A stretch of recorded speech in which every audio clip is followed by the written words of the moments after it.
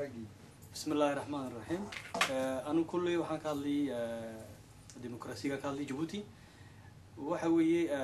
إسماعيل عمر جيلي وحد نقطري تدخل ويرعسين ترازي منداجا وحنو بدلي شعب كدونايا إن ترازي مندا صنعه سما وحوي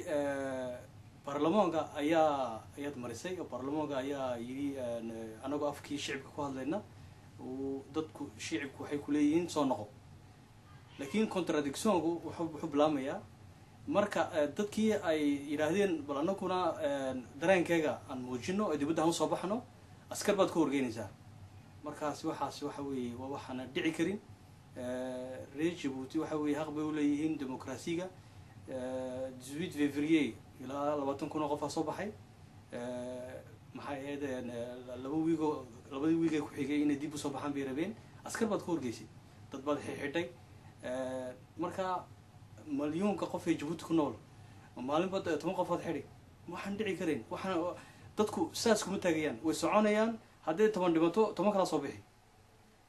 marka waxa weeye dimuqraasiiguna waxa weeye waa wax dadku dhan jecel adduunyada laga jecel yahay nacaybka adiga lagu qaban baa si badnaan marka message kan hadii Ismaaciil wad maqlaysid ama joog ama ha joogin laakiin dadka iska daa ha soo baxaan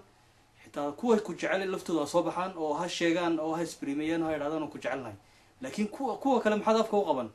بس كده تذكر صباحا معارض كذا حريسي جوجي كوه الله هاي